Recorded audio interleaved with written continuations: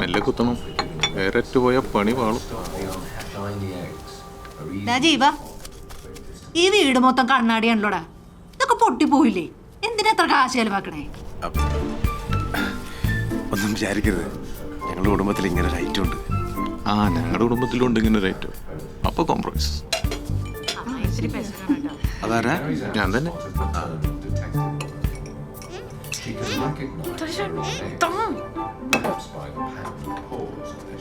മതി അമ്മ മധുരം കഴിച്ചാൽ അല്ലെങ്കിൽ ഇൻസുലിൻ കുടിക്കേണ്ടി വരും കേട്ടോ. ഓ, മരുമോള് ഭരണം തുടങ്ങിയല്ലോ റീത്താമ്മേ. നീ എന്റെ തീറ്റയുടെ കാര്യം നോക്കാതെ നീ വല്ലതും കഴിക്കാൻ നോക്ക്. കണ്ടാ പറയുകയല്ല 25 വയസ്സായി. അത് ശരിയാ. ഈ ശരീരം വെച്ചോള് പ്രസവിച്ച ഇവിടെ ആത്മാവ് വരെ പുറത്തു വരും. എടി, ഇക്കാലത്ത് പ്രസവിക്കാൻ വലിയ കരുത്തൊന്നും വേണ്ടടി. വേദനയില്ലാതെ പ്രസവിക്കാൻ എന്തെല്ലാം മാർഗങ്ങളുണ്ട്. നീ പേടിക്കണ്ടടി മോളെ. എനിക്ക് പേടിയൊന്നുമില്ല. ഞാൻ പറഞ്ഞില്ലേ മോക്ക് പേടിയില്ലെന്ന്. അതിന് ഞാൻ പ്രസവിക്കുന്നില്ല. എന്നതാ നീ പറഞ്ഞത്? നീ പ്രസവിക്കത്തില്ലെന്നോ? എന്റെ കർത്താവേ, ഇവക്ക് ഇങ്ങനെ ഒരു കുഴപ്പമുണ്ടായിരുന്നോ? അമ്മച്ചി, അവൾ ഉദ്ദേശിച്ചത്. നീ ഉണ്ടായിരടാ വിൻസെന്റെ. ഈ കൊച്ചിന് ഇങ്ങനെ ഒരു കുഴപ്പമുണ്ടെന്ന് അറിഞ്ഞോട്ടാണോ താൻ ഇവിടെ എന്റെ മോന്റെ തലയെ കെട്ടിവെക്കാൻ നോക്കി? റീതാം ഉദ്ദേശിക്കുന്ന പ്രശ്നമൊന്നുമല്ല. അല്ലേ, പ്രസവിക്കാത്തത് പ്രശ്നമൊന്നും അല്ലെന്നോ? ഓ എന്റെ കർത്താവേ, എന്റെ മോളെ ഏതെങ്കിലും ഡോക്ടറെ കാണിച്ചോ നീ? എന്നതാ അതിന്റെ പ്രശ്നം? യൂട്രസിനോ മറ്റോ ആണോ കുഴപ്പം?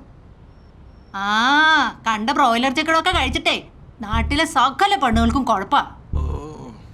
ഇത് നിങ്ങൾ പറയണ പോലെ യൂട്രസിന്റെ സെർവിക്സിന്റെ പ്രശ്നമല്ല. ഇത് എന്റെ അല്ല, ഞങ്ങളുടെ തീരുമാനമാണ് കുട്ടികളെ വേണ്ടെന്നുള്ളത്. അല്ല, ഇതൊക്കെ കല്യാണം കഴിഞ്ഞ പാടെ എല്ലാരും പറയുന്ന കാര്യമില്ലയോ? ഇതൊക്കെ അങ്ങ് ശരിയായിക്കോളൂന്നേ. എന്റെ കർത്താവേ, എനിക്കിതൊന്നും താങ്ങാൻ മേലായേ മാതാവേ. അമ്മ, ഇതിപ്പോ കല്യാണം കഴിഞ്ഞ ആദ്യത്തെ ആഴ്ച തീരുമാനിക്കേണ്ട കാര്യമൊന്നും അല്ലല്ലോ. ഇവർക്കിപ്പോ കരിയറും കാര്യങ്ങളും ഒക്കെ ആയിരിക്കില്ലേ ഇമ്പോർട്ടന്റ്. അതൊക്കെ മാറുന്ന ഒരു കാലത്ത് മതി. പഴയ കാലമൊന്നും അല്ലല്ലോ ഇപ്പോ. എടാ ജീവ, നിനക്കും കൊച്ചുങ്ങൾ വേണ്ടെന്നാണോ? അമ്മച്ചി, ഈ വിഷയം നമുക്ക് തൽക്കാലം ഇവിടെ വെച്ച് നിർത്താം. കൊച്ചുങ്ങളെ വളർത്തുന്ന ഉത്തരവാദിത്തമുള്ള കാര്യമാണ്. പക്ഷെ ഞങ്ങൾക്കിപ്പോൾ അതിനെക്കാട്ടിലും വലിയ കാര്യങ്ങൾ ചെയ്യാനുണ്ട്. പിന്നെ വലിയ ഉത്തരവാദിത്വം. കൊച്ചുങ്ങളെ പിറന്നത് നോക്കുന്നൊക്കെ അവളല്ലയോടാ. നിനക്ക് എന്നാ ഉത്തരവാദിത്വം? നിനക്ക് വൈകുന്നേരം വന്നാ കൊച്ചുങ്ങളും ഒക്കെ ആയിട്ട് ഒന്ന് കളിച്ചും ചിരിച്ചും ഒക്കെ ഇരിക്കുക, അല്ലാതെ തന്നെ. അതെ, കൂടുതൽ ഉത്തരവാദിത്തം ആൾക്ക് തന്നെയാണ്. അതുകൊണ്ട് തന്നെ ഫൈനൽ ഡിസിഷൻ സാറുടെയാ. ഇത് പ്രശ്നം യൂട്രസിന്റെ അല്ല, ഇത് മറ്റേതാണ്, feminism.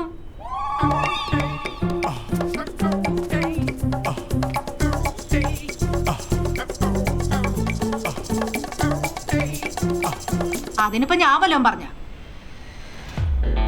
Each evening, regular as clockwork, Dad comes home and takes over for the.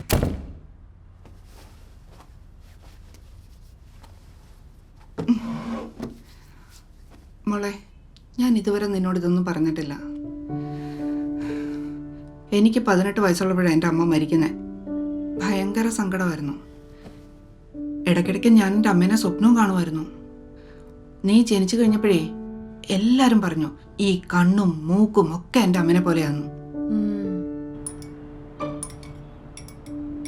പക്ഷെ എനിക്കത് നീ വളരുന്നത് വരെ തോന്നിയിട്ടില്ല. പക്ഷെ അന്ന് സ്കൂളിലൊരു പരിപാടിക്ക് നീ സാരി ഉടുത്ത് വന്നില്ലേ, ശരിക്കും എൻ്റെ അമ്മ മുമ്പിൽ വന്നിരിക്കുന്ന പോലെ എനിക്ക് ഫീൽ ചെയ്തേ. അമ്മ എന്താ ഉദ്ദേശിക്കണേ?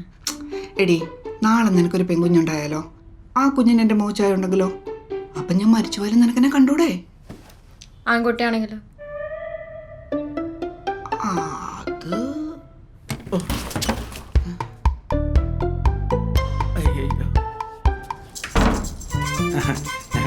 ആയിക്കോട്ടെ. അതെ, ഞാൻ അപ്പോഴേ പറഞ്ഞായിരുന്നു ഈ സീനൊന്നും എൻ്റെ മോളുടെ അടുക്ക് വർക്കൗട്ട് ആവില്ലെന്ന്. പോട്ടെ, ട്രെയിൻ മിസ്സാവും. അതാ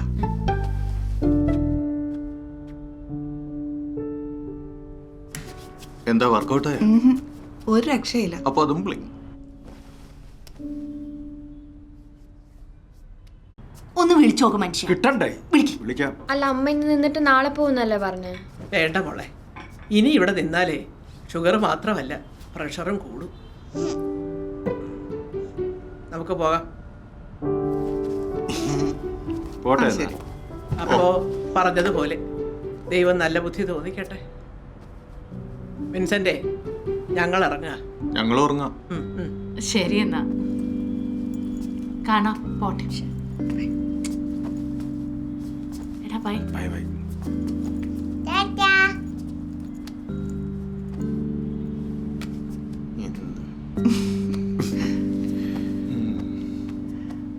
അപ്പൊ ഞങ്ങൾ ഇറങ്ങണം. ശരി. ആ നമുക്ക് പോവാം. പോട്ടെ മോനെ. ഓ അമ്മ ഇറങ്ങാം കേട്ടോ. പോട്ടെ മോനെ.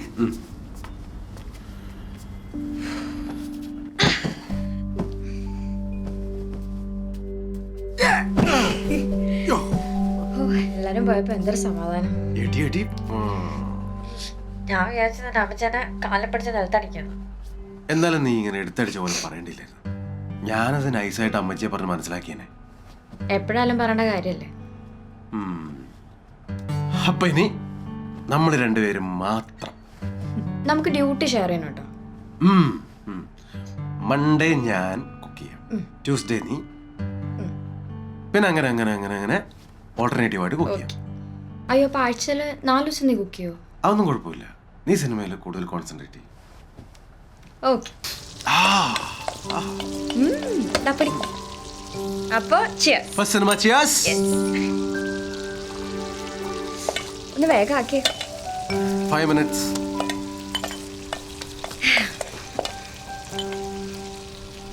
അതെ, ആ ക്ലിന്റിന് ഒരു റോൾ കൊടുക്കണേ. ഇത് അറിഞ്ഞപ്പോ മുതൽ ഒരു സമാധാനം തരുന്നില്ല. ഞാൻ ഒന്ന് ആലോചിക്കട്ടെ. ഓ ജാട, ഒടുക്കത്തെ ജാട. ചെറുതായിട്ട്. ആ പാപ്പാ. ഏ?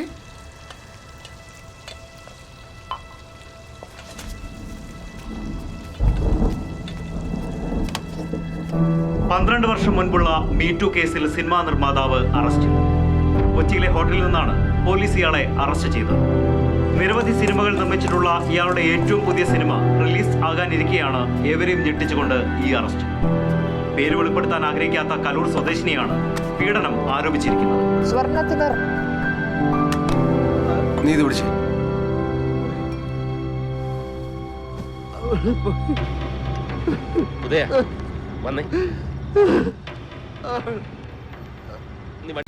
അതാണ് എടോ,